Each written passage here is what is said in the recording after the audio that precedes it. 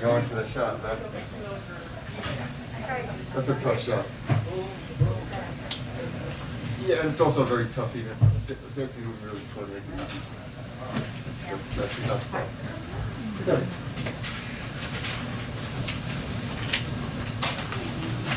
I always think the way to do it is get someone to say they're pre-focus, set it to manual focus, therefore it's fixed.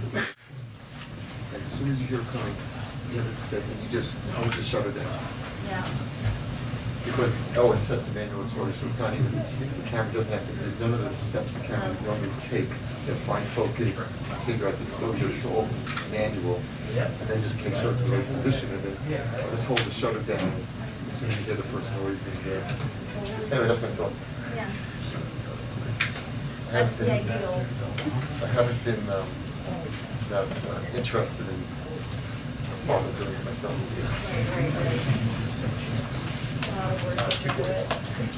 No, I just need someone to stand and get the focus and you just turn off autofocus and then you play with the exposure and it's weird sense of everything. It's the way that there.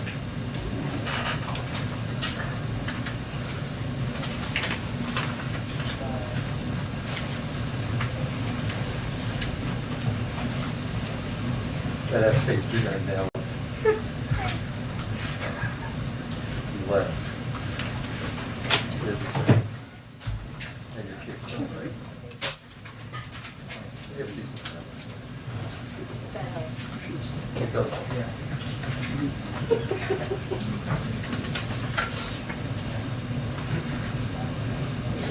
It's weird to think. I mean, that's a pretty severe fall. Yeah. Yes, it is. But actually, just you fully want to go down to DC area, you have to appreciate this. I've been following this today, her trend. Apparently, Hi, everyone. Morning. Afternoon. Good afternoon. Okay, just a couple items for you all at the top. Another update on the hurricane. The continuing focus on the ground is on power restoration, as nearly 1 million customers in Louisiana, more than 40% of the state, remain without power in the middle of a heat advisory. While progress has been made in Mississippi since yesterday, 30,000 customers there still do not have electricity, and power restoration in parts of Louisiana could take weeks as crews assess the full extent of power system damage. To help accelerate these efforts, the President spoke with CEOs of the largest energy companies in the Gulf Coast yesterday and committed the full weight of the federal government to providing resources wherever they are needed. As part of that, the federal government is sharing aerial and satellite imagery to support damage assessments, helping with debris removal and traffic control so restoration workers and equipment can get access to downed wires and poles, and expediting permitting for rerunning of transmission cable across the Mississippi River and for standing up transmission towers. Federal personnel from DOE, the Army Corps of Engineers, and across government are on the ground assisting efforts, along with, as I've noted previously, 25,000 linemen. Lack of power and damage to the healthcare facilities in Louisiana remains a significant problem. We are prioritizing the deployment of generators to locations most in need, and about 1,800 patients as of today have been evacuated from healthcare facilities with the help of additional ambulances that were pre-staged by FEMA. Cell service also remains an issue, as it has been over the course of the last couple of days. And the FCC is working directly with wireless carriers and has deployed staff to Louisiana to prioritize recovery efforts. We know this has been incredibly difficult, continues to be for many people who had to evacuate because of the storm, and we continue to encourage individuals from impacted areas in Louisiana to apply for federal assistance. More than 31,000 households in Louisiana have already received a one-time $500 payment to support critical needs as a result of the major disaster declaration that the President approved. I'd also note, this just went out, but in case you haven't seen it, on Friday the President will travel to New Orleans, Louisiana to survey storm damage from Hurricane Ida and meet with state and local leaders from impacted communities. We're just finalizing the details of this trip, so as more become available, we'll share them with all of you. Also wanted to note that today, the White House and agencies across the federal government, including HUD, Treasury, and the Federal Housing Finance Authority, are announcing steps that will create, preserve, and sell approximately 100,000 additional affordable homes over the next 3 years, with an emphasis on lower and middle ends of the market. These steps leverage existing authorities and dedicate additional resources to affordable housing. Specifically, they will boost the supply of quality, affordable rental units by increasing the financing available through HUD, Treasury, and FHFA programs for affordable and targeted housing production, including a relaunch of the Federal Financing Bank's risk-sharing program, expanded support for low-income housing tax credit, and increasing access to the Capital Magnet Fund. And this will boost the supply of manufactured housing and 2 to 4 unit properties by expanding financing through Freddie Mac, which along with existing policies will enable more Americans to purchase homes. Last item, sorry, there's a lot going on today. Today, the White House, Treasury, and Code for America, a civic technology nonprofit, announced the launch of a new mobile-friendly and bilingual child tax credit CTC sign-up tool that is mobile-friendly and available in Spanish to make it even easier for more Americans who do not regularly file taxes to claim their child tax credit. And as you know, this has been an ongoing effort of this White House and the administration to reach every single person we can who's eligible, even if they are non-filers. We will link this new tool through childtaxcredit.gov, while the Code for America tool is an important and necessary resource to help more families this tax season. Treasury remains committed to creating a permanent, fully resourced, multilingual, and mobile-friendly government sign-up tool. That is a process that is underway. That is all I have to highlight for you this morning or this afternoon. Go ahead, kick us off. Great, thanks, Jen. 2 subjects. First on COVID. In Louisiana, state data suggests that about 10% of hospitalized patients are vaccinated. Is it still accurate to call COVID a pandemic of the unvaccinated? And could that phrase that's been deployed frequently by the White House possibly be counterproductive at this stage to protecting some Americans? Well, I would say first, we continue to track data closely through the CDC and all of our health and medical experts who do show that across the country, the vast majority of those who are hospitalized, vast majority, are individuals who have not been vaccinated. That has not changed. And any health and medical expert, whether it's Dr. Fauci, Dr. Collins, Dr. Walensky, will tell you that vaccination is very effective in protecting from hospitalization and death and serious illness. That is our objective, is to save more lives. So that hasn't changed our messaging. Secondly, obviously in Texas with the law with regard to abortion, the president said in a statement he will protect and defend Roe versus Wade. How does the administration plan to do that? Well, we put out a statement from the president this morning, but let me just reiterate some of the key points, and I will, of course, answer your question.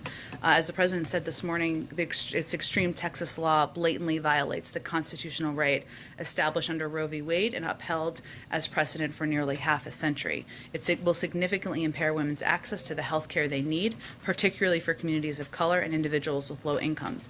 It also deputizes private citizens to bring lawsuits against anyone who they believe has helped another person get an abortion, which might even include family members, healthcare workers, front desk staff at a healthcare clinic, or strangers with no connection to the individuals. This further isolates individuals who are facing this tough choice. And I would note, for those of you who didn't see, people who report, who for these private citizens could get up to $10,000 for reporting somebody who's seeking an abortion. So our focus and the president's focus is to reiterate our deep commitment to the constitutional right, of course, established by Roe v. Wade nearly 5 decades ago, and to continue to call for the codification of Roe, something that the president talked about on the campaign trail, the vice president talked about on the campaign trail, and this highlights even further the need to move forward on that effort. Go ahead. Thanks, Jen. One on COVID and Afghanistan, and second one on Afghanistan. Specifically the boosters. President Biden has pledged to follow the science in the fight against COVID, though some experts have expressed some concern. The decision to make boosters widely available this September is a bit premature, and that it was made before health experts were able to fully weigh it. So here's my question. What can you tell people who are concerned that the desire to get ahead of the virus has actually put us out in front of the science instead? Well, first of all, we always lead with science. And let me just reiterate some things for anyone who's expressing a concern. This was a decision made by and announced by the nation's leading public health officials. Everyone from Dr. Rochelle Walensky, the head of the CDC, Dr. Janet Woodcock, acting FDA commissioner, Dr. Francis Collins, NIH director, and Dr. Fauci, director of the National Institute of Allergy and Infectious Diseases. They reviewed mountains and mountains of available data on vaccine effectiveness and made a clinical judgment that boosters would be needed and announced a plan to begin them in September, subject, of course, to the FDA and CDC processes to continue. We also know that there needs to be a plan in place to implement these booster shots around the country. But I will tell you that this was a recommendation made by our nation's leading health experts based on mounds and mounds of data. There will still be a final piece of this process that will be seen through, but our responsibility and our objective is to save more lives, protect more people, and as soon as this data, the science made clear that boosters would help do that, we wanted to put that information out to the public. The September 20th date, is that firm, that date to roll out boosters, is that a firm date? Well, it's based on and pending the final, subject to the final FDA and CDC processes, yes. Okay, and then one on Afghanistan. There's some reporting that we'd like to confirm regarding a call in July, between President Biden and former Afghanistan President Ghani. One, that both leaders appeared completely unaware that the Taliban would take over, and secondly, that they discussed plans to project that Afghan forces were still in control.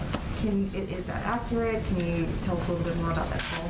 Well, I'm not going to get into private diplomatic conversations or leaked transcripts of phone calls. But what I can reiterate for you is that we have stated many times that no one anticipated, the vast majority, I should say, there may have been individuals and agencies, so I don't want to eliminate that option, but our national security team and no one in Congress, or I would say most people out in the public, anticipated that the Taliban would be able to take over the country as quickly as they did, or that the Afghan National Security Forces would fold as quickly as they did. So even the content of the reporting is consistent with what we've said many times publicly.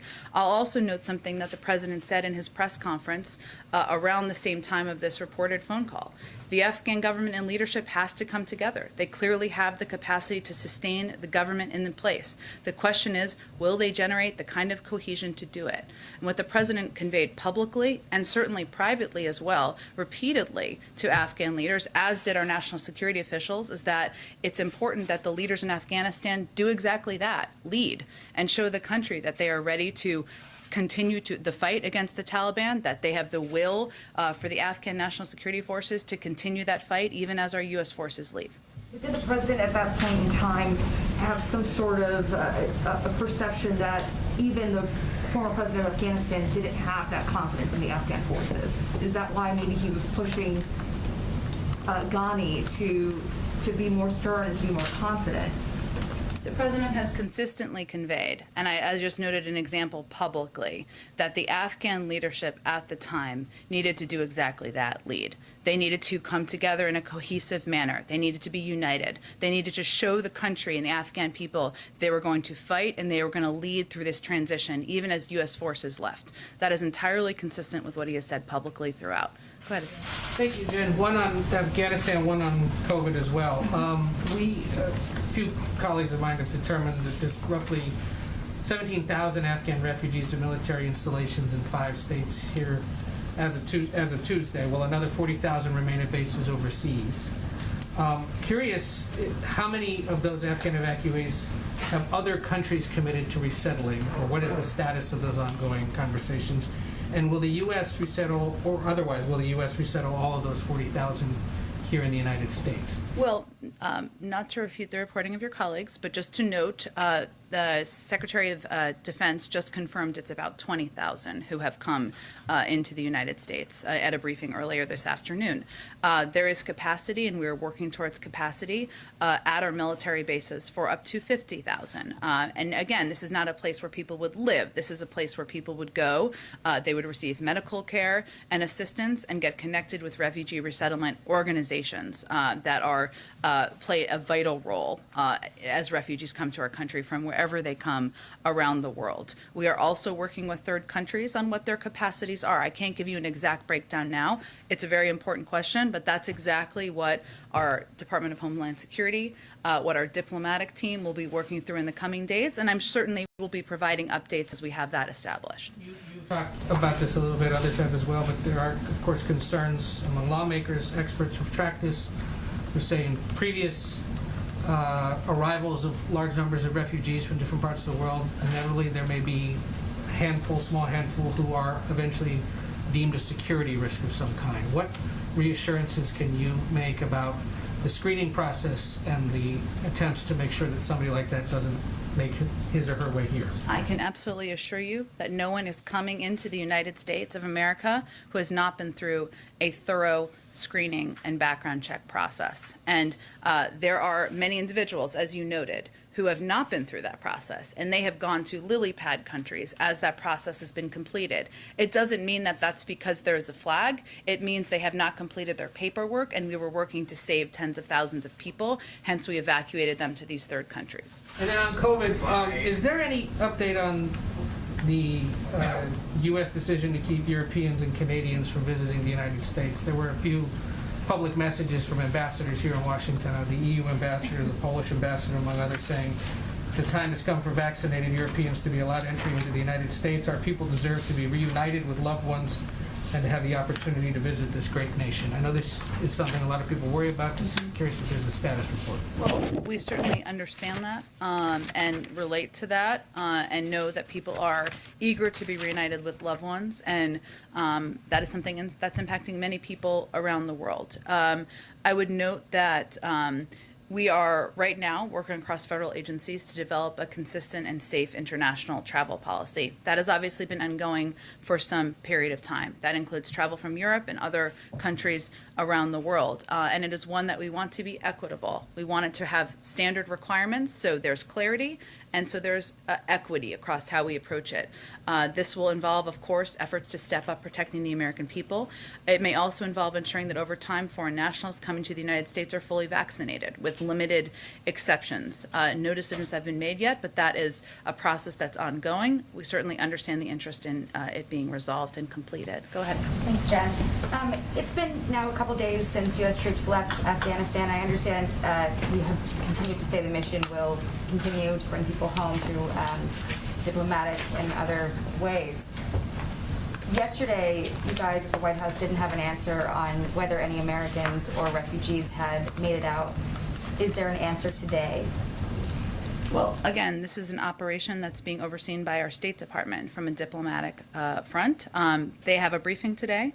If there are updates to provide, they will provide them. But what we are working through and what we knew would not necessarily be operational the day after our departure are a couple of steps. One is how we can get the airports operational again. We're working with the Qataris, the Turks, and others who are being partners in this effort. The civilian side of the airport had a lot of destruction to it, and we need to make repairs in partnership with them so we can get airports and airplanes, I should say, up and running.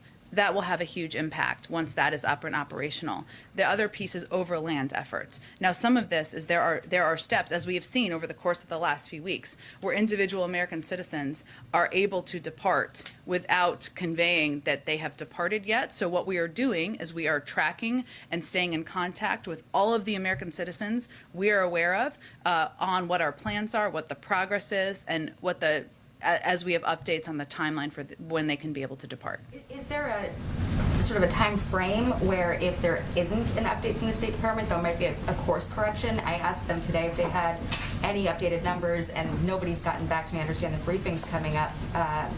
But is there a time frame where you guys will readjust? A course correction in what way? In terms of if we cannot say, for whatever reason, how many people have been able to leave since the U.S. forces withdrew, and we're not able to measure that, or we're not able to publicly release that, is there a plan to do something else so that that movement can happen? Well, today is September 1st. So we ended our presence in Afghanistan yesterday, or on the 31st in Afghanistan. What we said at the time, and remains the case, is that we are focused on operationally moving forward on a number of fronts. There's the diplomatic front. We have more than half of the countries in the world who have agreed that the expectation we are going to press upon the Taliban is that people will be able to freely move, depart the country. There was a UN Security Council resolution signed, or passed, I should say, just 2 days ago. And now we are operationally working on both airplanes, so that can depart, or getting the airport up and operational, and overland departures. At the same time, we are in touch with every American citizen we have contact with about our efforts and our commitment to get them out of the country. I'm not sure what a course correction would look like. That is what our efforts are at this point in time, 36 hours after or just about 2 days after our last planes depart. And we're hearing about some journalists who were left behind. Fox confirmed that a number of journalists working for U.S. Agency for Global Media, federally funded agency, Congress, including Radio Free Europe and Radio Liberty journalists, were left behind. And we're now also hearing from some senior State Department officials that there were constraints getting people through the gates at HKIA, that some of the communication methods to contact people were available to so many that they were instantly ubiquitous, that those priority groups could not get through. Was that a contingency that was planned for? Well, Jackie, I think it's important to remember, again, 120,000 people made it out of the airport and out of the country. And our commitment to people who want to evacuate, want to leave, American citizens, journalists, Afghan partners who have stood by our side, is enduring and remains. I know there's been some reporting on this, so let me give you just a couple of examples, because now we can talk about this, of some of the ways that we work to get American citizens out. One, the most used method was the muster point, or what we called the muster point. The State Department would blast notifications through a variety of channels to American citizens telling them to meet at a specific location, from which we would either bus them into the airport in convoys or escort people on foot. We offered multiple opportunities for each of these muster points at various times, each with multiple transits to the airport. The majority of American citizens who got out were evacuated exactly this way. We also talked people through one-on-one walking into the airport with State Department officials on the phone, on the other end of the phone the whole time, facilitating safe passage past checkpoints. This was incredibly labor-intensive, but effective at resolving problems on the ground, one by one, in challenging environments. In limited cases, and some of this was reported, where people were trapped or in immediate danger, U.S. security forces went beyond the wire, sometimes via helicopter, to pick people up safely. We didn't talk about these helo hops at the time, because they were dangerous missions. We didn't want to create the expectation that we'd be sending a helicopter for everyone who wanted to leave Afghanistan. So I note those because I think it's important to understand the steps and the roles that our U.S. military on the ground took, far beyond just checking people off on a list at the gate, to ensure we could get American citizens, our Afghan partners, and others out. And we will continue those efforts through the means I just outlined. I just want to put a pin in that report. Was the president in any way pushing a false narrative in that call with the Afghan president? I think it's pretty clear. Again, I'm not going to go into details of a private conversation, but what we saw over the course of the last few months is a collapse in leadership. And that was happening even before Ghani left the country. What the president has conveyed repeatedly, privately, and publicly is you need to stand up and lead your country. And that's something he said at a press conference in July in public forum as well. Go ahead. By my math, we're just shy of 48 hours since the Thank you for your math. It's all running together. Leaving Afghanistan. We've learned a lot more just in the last few hours about the nature of the cooperation we saw over the last 2.5 weeks between the Taliban and the American forces on the ground. I wonder if you could speak to whether, since in the last 48 hours, there has been any continued form of interactions between the U.S. and the Taliban, obviously now much more in a diplomatic capacity. Well, again, this would be an effort that would be overseen underneath the leadership of the Secretary of State and the State Department. It will be necessary to have some form of communication and coordination with the Taliban to continue to evacuate people from the country. They oversee Afghanistan, the majority of large swaths of the country. I will note that we had prior conversations or methods of engagement even before the last couple of weeks. So it's obviously a different form at this point in time that will continue. That's part of what the President asked the Secretary of State and the State Department to pursue. And obviously the Chief of Staff last night said, I don't know if we will ever recognize their government as legitimate government of Afghanistan. You've talked a lot about the points of leverage that the U.S. holds over the Taliban. Is that one of the points of leverage, recognizing the Taliban? Is that something that's even under consideration? There's no rush to recognition from the United States or any country we've spoken with around the world. It will be very dependent on their behavior and whether they deliver on what the expectations are of the global community. And then quickly on abortion, we've seen in a number of states, Republican-led states, an effort on voting rights, for instance, to pass similar legislation throughout the country on voting rights. What's the level of concern at the White House that the decision on Texas specifically will lead to a similar raft of laws across the country? And what is the recourse for the White House at a federal level to help prevent this? Well, the step that can be taken is the codification of Roe, something the President, the Vice President have called for and would require Congress to act on. I will note that certainly we've seen, this is not the first threat to Roe we've seen in a state across the country. It's an extreme threat. And again, I would just note, this is offering up to $10,000 to individuals who report someone who is going to get an abortion. I mean, that is what we're talking about here. So, and beyond that, as I've already outlined. So yes, of course it's of great concern. And of course it's of great concern because this is not the first time that there have been efforts by some in the country to prevent a woman from having the right to choose. Go ahead. Quick follow-up on the discussion about leverage. Is there no concern here at the White House that China could actively try to undermine the U.S. leverage that it has with the Taliban, and particularly providing the kind of access to the global marketplace you talked about yesterday?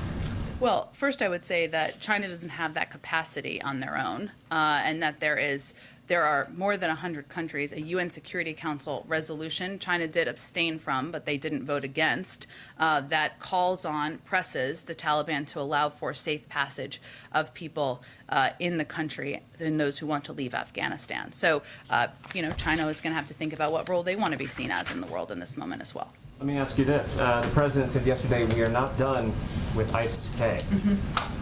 Senator Kaine, before the Taliban takeover of Afghanistan, was talking about working toward a new sort of superseding AUMF.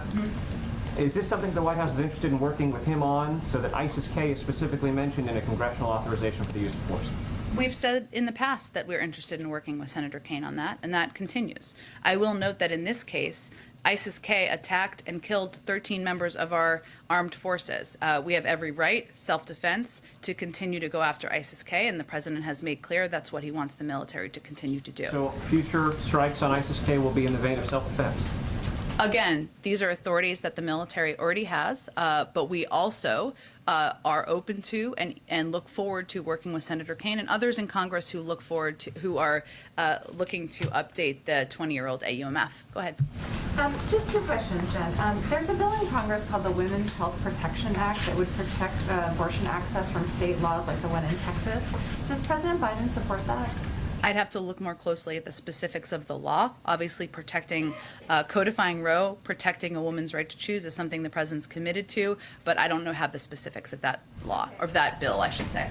And then just secondly, has the President met with either Federal Chair Jerome Powell or Lael Brainerd one-on-one in recent weeks? I have no meetings to report to you or read out for you. Broad question about the Zelensky meeting that's underway. Just the events, demands, phone calls that led up to the 2019 impeachment. I'm just wondering, did they factor in any way into the way the White House prepared for this meeting, specifically the fact that Hunter Biden was a key part of those conversations with the last administration and Zelensky?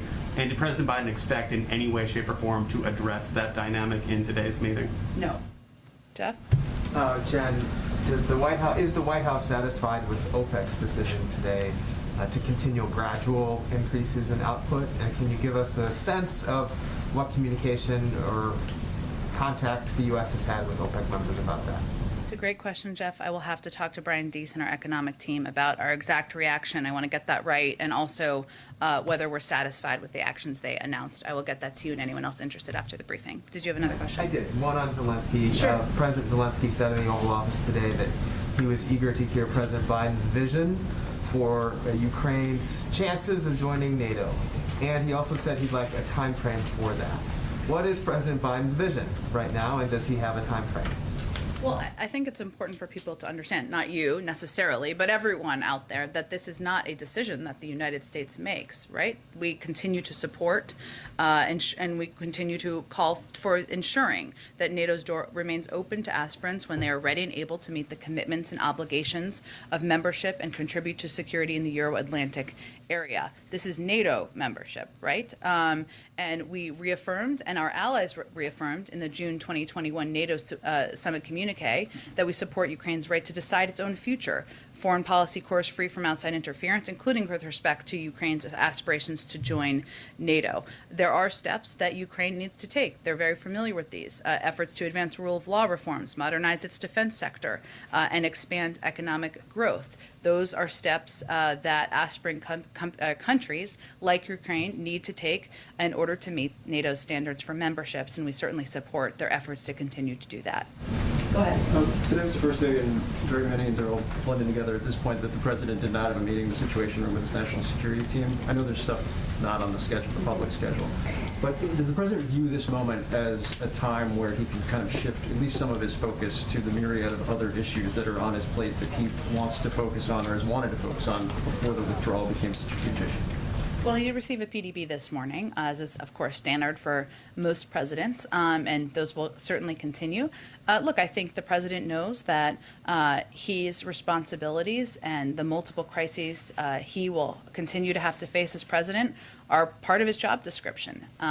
And if there is a meeting warranted in the Situation Room with his military leaders, national security team about Afghanistan or any other issue, of course he's going to be there for that. But he also knows that part of his commitment to the American people is getting the pandemic under control, is addressing the hurricane and making sure that people in Louisiana and Mississippi and other states in the Gulf Coast know he's doing absolutely everything in his power to make sure they have power. I didn't even mean to say it like that, but and so he knows that he has to do multiple things as president in order to govern the country. So yes, of course, he will continue to work with his national security team on a range of issues, whether it's follow-ups, diplomatic efforts in Afghanistan, or of course, he's right now having a meeting with the leadership of Ukraine. But he also knows he has a commitment to address a range of issues to the public, and he'll continue to do that. And just one more quick one. One of your colleagues over at the State Department briefed reporters earlier today saying that anecdotally they thought a majority of folks in the SIV pipeline did not get out. I'm not minimizing the 100,000+ Afghans that did get out, but is there any particular specific frustration given the president's commitment to those who helped American personnel on the ground if a majority were not able to get out of the country? Well, first I would say that of the numbers, and I know Ed asked a question of this, and you all have been asking understandable questions about the breakdown of numbers of people coming out, and that is information we hope to have for you very soon. But 77% of the people who were evacuated were Afghans at risk. SIV applicants, P1, P2 applicants. Obviously, there's a range of programs, and the different names of them mean virtually nothing to most people in the American public, but that is a number that stuck out to me from the largest airlift in U.S. history. Are there more people who want to leave Afghanistan? Absolutely. Are there more people who will be eligible for our programs? Absolutely. And that's why we are so focused on the diplomatic efforts that are being led by the State Department, including a presence in Doha, including efforts to engage with the Taliban, including efforts to work with the international community to make clear what we expect. What is also true is that every person who wants to leave Afghanistan and come to the United States is not going to be able to do that. And that is a sad truth, but it is something that it's important for people to also understand. But I will say, we still want freedom of evacuation and movement for people who want to depart. Go ahead. Thanks, Ren. As FEMA continues to roll out aid in the Southeast, and we just look at the historic nature of Hurricane Ida, is the administration or FEMA at all looking at ways to proactively identify people who may be eligible for disaster assistance, just given the process of applying, how Byzantine it may be for someone going through these circumstances? What we're trying to do is make it as easy as humanly possible, providing phone numbers, providing websites. As I noted, there are about 31,000 people who have already received checks from, or 30,000, or 31,000, I think I said, from one of these programs. So what we have done, and I've been giving quite extensive toppers on this each day to make sure you all have all the information you need, is we set up quite a bit of preemptive resources in the region. I know you're asking about economic assistance, and obviously we've worked to get that out the door as quickly as we can, but also to set up generators, food, water, FEMA resources, using all of the resources of government even before the storm hit. That is something that we tried to do to reduce the impact, save lives, make sure we're helping people as quickly as possible. And then just given President Biden's trip on Friday that around 90% of New Orleans is still basically without power, what precautions are you all taking to make sure that his trip to the city is not going to take away from relief efforts? First of all, we absolutely would not go if it would take away from relief efforts. And this is a trip that is being planned in close coordination with leaders on the ground to ensure it's the right time to go. But we are not going to go to any part of the state or visit any community where we would take away from relief and restoration efforts. I'd also note, as I said, at the beginning of this briefing, the president also spoke with the CEOs of the largest energy companies in the Gulf Coast yesterday and committed the full weight of the federal government. We know he knows how important it is for people to get power back on. That is air conditioning at a time where it's 90 degrees, right? That is people being able to be in their homes. Maybe they're in hotel rooms right now and they can go back. There's a range of reasons why, of course, turning the power back on is vital to the people of the state. We've seen some success in Mississippi, but he is pressing on that with every lever of the federal government. Go ahead. A quick question on the rebuilding of the Gulf and also the administration's infrastructure bill. Steel prices have doubled in the United States in the last 6 months. Is the administration ready to remove tariffs on steel in order to bring down the cost for the rebuilding efforts? I don't. I know there's obviously an ongoing review of a range of tariffs. I have nothing to report on that at this point in time. We're right now in the stage of recovery. There will be an extensive rebuilding stage, and we will continue to look for a range of ways we can provide resources from the federal government to play a role in that. But I don't have anything to preview at this point in time. And speaking of the tariff review, when can we expect the results of the China tariff review? And are you worried about customers paying higher prices for imported products at a time when supply chains are crimped around the world? Well, as you know, we have a very aggressive and ambitious supply chain effort to address challenges we're seeing in the supply chains. We also were impacted, or supply chains around the world were impacted a great deal by Delta, and we're working in part to address and help many countries recover from COVID so that we can get supply chains up and running. But I don't have any timeline for you on when that review will be completed. I will note that we look at our relationship with China and all the components through a comprehensive package. Go ahead. Thank you. One on Ukraine and one on abortion. On Ukraine, when the president was in Brussels, he was asked about Ukraine getting into the NATO membership action plan, and at the time he said school's out on that question. I know the meeting's ongoing, but was that expected to come up in the meeting, and is the president's position still the same? Again, as I noted a little bit earlier, there are specific steps the Ukrainians need to take in order to meet the requirements of NATO membership. We support the efforts of the Ukrainian leadership to work exactly toward that, and we support the efforts of any aspirant who wants to join NATO, who is working to meet those objectives. Certainly, we expect, and I think they've said publicly they were planning to raise it. We'll see, but that has not changed. On abortion, some activists today noted that the statement you put out on behalf of the president did not offer any specific agenda of what's next, or again, specifically how the administration plans to push back against the Texas law. So I just wanted to give you a chance, if there are any specifics or internal planning, to share that now. Well, as the president committed on the campaign trail and remains committed to now, Codifying Roe v. Wade as the law of the land is something that Congress can do. He will continue to push them to do, and that is a specific course of action that can be taken to help protect from these type of lawsuits in the future. Is there anything else beyond that? I can't speak to any actions of the Department of Justice. They're independent. I don't have anything to preview on that front. Go ahead. Has the administration explored whether to grant Afghans living in the United States, including refugees, temporary protected status? TPS status? Well, many of them are here because they were eligible for SIV programs or eligible for refugee programs or a range of programs that were in existence specific to Afghanistan. So I don't have anything to preview on that front, or I'm not aware of a consideration of that. Go ahead. Thank you. President Biden will be 79 years old on November 20th. During the campaign, there was a lot of talk about how old he is and how he will not be able to survive at the White House, especially in time of crisis. But we've seen him during this crisis, the COVID crisis, the hurricane crisis, the Afghanistan crisis. Do you think that people should, those who call him Sleepy Joe, should apologize to him?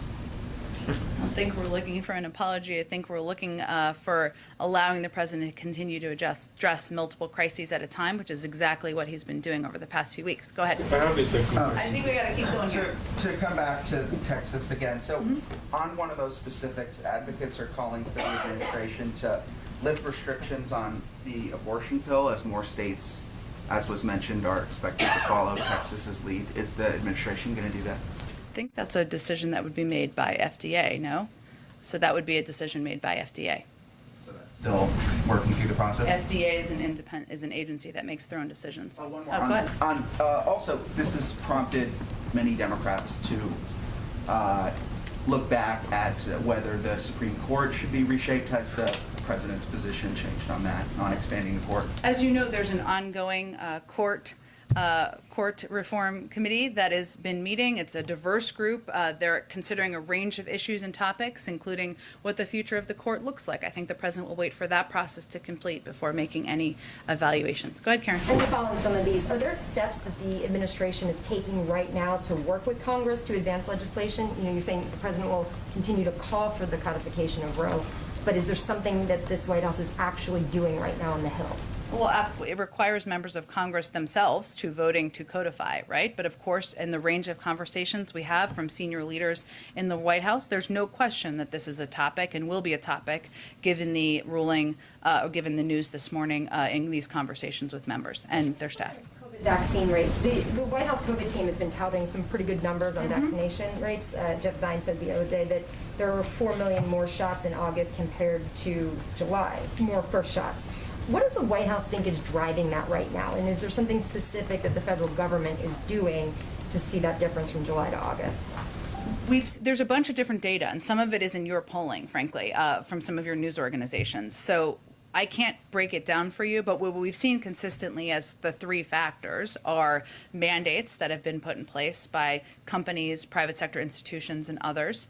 Fear of Delta, which is understandable. People are seeing horrifying stories on local news, on national news, of young people, in some cases children being hospitalized, and that is scaring people, which is, we hate for that to be the scenario, but that has certainly, we believe, prompted more people to get vaccinated. It is also possible that the FDA final approval has prompted more people to get vaccinated, but I don't have an exact breakdown, but certainly we've seen those as the three biggest factors recently. Go ahead in the middle. Thanks, Jen. How does the manner in which the evacuation was managed affect our relationship with the EU, considering some of the concerns on the pullout weren't listened to, and the U.S. hasn't removed certain sanctions added under the Trump administration? That's my first question. I'm not sure I totally understand your question. Well, the last part was which sanctions? That the U.S. hasn't removed certain sanctions that were added under the Trump administration. On the Taliban or under who? Well, in Iran, like sanctions on Iran. So that was an issue within the EU. So some of those sanctions. Are you asking about Afghanistan or something else? I'm asking you about how does the manner in which the evacuation was managed, how does that affect our relationship with EU? And then those are some other concerns as well. Well, I would say first that one of the big groups we helped evacuate were some of the staff and partners from our allied countries, and many of them in Europe over the course of the last 2 weeks. That was done by the U.S. military in coordination with many of these countries. Two, we just got a UN Security Council resolution passed in coordination with a number of these countries to make clear to the Taliban what our expectations are. Three, these are many of the countries that worked with us to help build a list of 100 countries, more than half the countries in the world, making clear we are united in what we expect from the Taliban. So I would say that is evidence of us working closely together. Also, what are we to make of the fact that, as soon as we pull out, you see Republicans discussing adding $25 billion to the Defense Authorization Act. But here, unemployment expires on Labor Day, forbearance on student loans is about to expire, and we're always talking about how we don't have money for human infrastructure, but we see this being put forward. You're absolutely right. I mean, I would say first, it was not the number one factor, but it did strike the president that we had been spending on average $300 million a day in Afghanistan. $300 million a day. We don't think that's something that most people in the public are tracking, but it's a war we fought for 20 years, spending $300 million a day. I'll let you all do the math on that. So that is certainly a concern, and certainly, as you noted, there are a range of areas, domestically, internationally too, where we feel that money could be better spent. Go ahead. Two foreign questions for you. First of all, on these muster points that were used in Kabul to evacuate people, were those used only for American citizens and permanent residents, or were they available to SIVs and vulnerable Afghans? And also, did the Taliban give any assurances or assist in guaranteeing those people safe passage? And did they make any stipulations about who could be evacuated under that specific regime? Well, first, yes, we did use meeting at locations to get others evacuated as well. I'll let the State Department, Defense Department go into any further details should they choose to. I would also note that while that was a way that a great number of American citizens were evacuated, there were also numbers who came, of course, through the gates, including Afghans and vulnerable Afghans who also came through the gates of the airport, especially in the earlier days of the evacuation. And clearly, as I noted, of the more than 120,000 people who were evacuated, 77% of them were at risk, were people at risk. And maybe that was the number that people come to the United States. I got to check on that number. But that makes clear that the Taliban, yes, they did allow more than 120,000 people, including the vast majority of them vulnerable Afghans, to get through. Whether we met them at a checkpoint, whether we got them through the gates, that is true. That does not mean we think the Taliban are good actors. We don't. But we needed to work with them in coordination to get this done, and as a result, it was the largest airlift in U.S. history. On Russia and Saudi Arabia, just quickly on these reports that they've inked some military deals, has the administration reached out to Saudi about what appears to be Riyadh's concern that they can no longer rely on Washington? We are in touch with a range of partners, including leaders in Saudi Arabia. I'd point you to the State Department for any updated conversations with them. Sure. Okay. Thank you, everyone. Have a good day. We'll see you tomorrow. What about Americans left behind in Afghanistan, Jen? The president said the buck stopped with him. Can you care to elaborate on that? What does the president plan to do to get Americans back home? He also said yesterday he's getting them home, and we're going to do exactly that. Thank you, Jen.